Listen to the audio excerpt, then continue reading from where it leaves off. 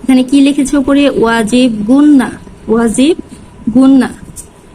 নুন এবং মিমের উপর যদি তাসদিদ থাকে, নুন এবং মিমের উপর যদি তাসদিদ থাকে, লক্ষ্য করেন, খেয়াল করবেন, এখানে কিন্তু ভিন্ন কায়দা হবে।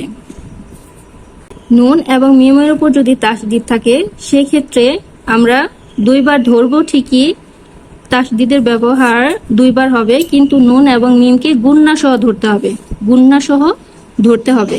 উদাহরণ দিলে আরো ক্লিয়ার হয়ে যাবে, আপনারা সহজেই বুঝতে পারবেন। গুন্না হচ্ছে নাকের বাসি থেকে উচ্চারিত হয় এবং ন্যূনতম 2 সেকেন্ড ধরে রাখতে হবে।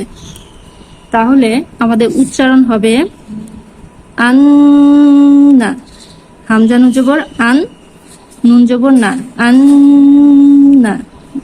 হামজা মিম জবর আম, মিম জবর মা, আম্মা।